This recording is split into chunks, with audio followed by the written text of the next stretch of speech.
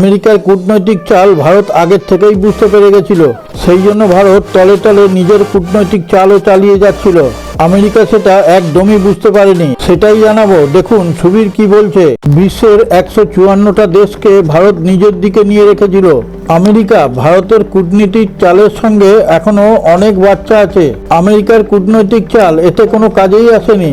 America ভেবে রেখেছিল চীন তো ভারতের এগেনস্টে ভিটো মারবেই, শেষ মুহূর্তে আমিও সেই কাজটাই করব। তাই ভারত আর ইউএনএ সদস্য হতেই পারবে না। 48 ঘন্টা আগের থেকেই একটু একটু করে খবর বেরোচ্ছিল।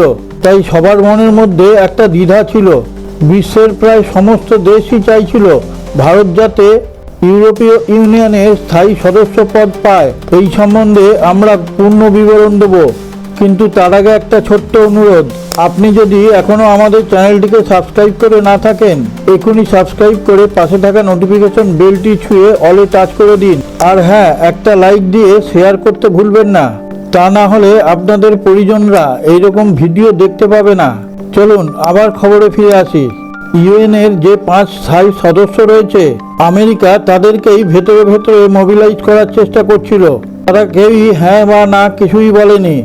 আমেরিকার প্রেসিডেন্ট ট্রাম্প ভারতকে সাপোর্ট করবে এইরকম হাবভাব দেখাচ্ছিল, কিন্তু ভারত যে আরো 2 কদম এগিয়ে চলে সেটা আমেরিকা বুঝতেই পারেনি। আর এর মধ্যে ভারত চীনকেও রাজি করিয়ে নিয়েছিল।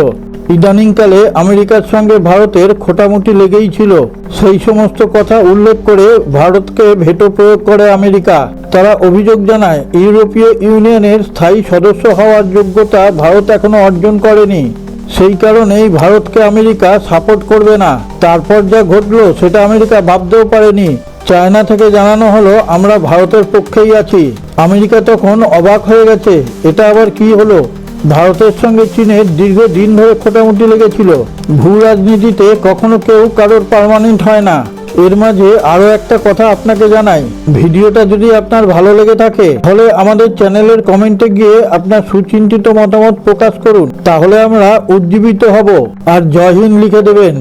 এরপর আমেরিকা যথারীতি ভারতের বিরুদ্ধে ভেটো প্রয়োগ করলো। ইউএনএ আগে একটা নিয়ম ছিল, 5 স্থায়ী সদস্যদের মধ্যে কেউ যদি কারোর এগেনস্টে ভেটো প্রয়োগ করে তাকে আর নেওয়া হয় না। বর্তমানে যে সেটা চেঞ্জ হয়েছে সেটাই আমেরিকা জানে না।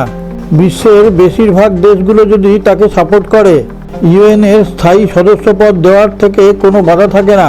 সেই সময় 150টা দেশ হাত তুলে ভারতকে সাপোর্ট জানায়।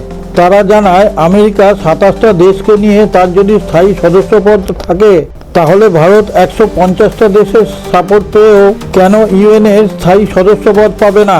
যেসব দেশ ওয়াকআউট করেছিল তারাও ভেতরে চলে আসে ভারতকে সাপোর্ট করার জন্য।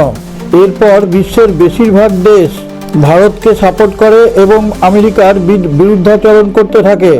আর ইউরোপীয় ইউনিয়নের যে 5টা স্থায়ী সদস্য আছে, স্পেন, ইউকে, রাশিয়া ও চীন, 4টে দেশই ভারতকে সাপোর্ট করে। তারা উঠে দাঁড়িয়ে ভারতকে সাপোর্ট করে বলে স্থায়ী সদস্য পদ ভারতকে অবশ্যই দিতে হবে। তারা তখন এও বলে আমেরিকা মাত্র 27টা দেশকে নিয়ে স্থায়ী সদস্য পদ আগলে ধরে বসে আছে, আর ভারতের পাশে 150টা দেশ থাকা সত্ত্বেও সে কেন স্থায়ী সদস্য পদ পাবে না। ভারতকে যদি ইউরোপীয় ইউনিয়নের স্থায়ী সদস্য পদ না দেওয়া হয়, তাহলে এটা ভারতের ওপর অন্যায় করা হচ্ছে বলে ধরে নেওয়া হবে। আমেরিকা তখন চুপ করে যায়, সে আর কোনো কথাই বলতে পারে না। ইউএনের 5 স্থায়ী সদস্যদের মধ্যে স্পেন, ইউকে, চীন, রাশিয়া, তারা বলে ভারতকে স্থায়ী সদস্য পদ না দিলে তাহলে ইউএনের কোনো স্বচ্ছতাই বজায় থাকবে না। সারে জাহাঁ সে আচ্ছা হিন্দুস্তান হামারা হামারা, সারে জাহাঁ সে আচ্ছা।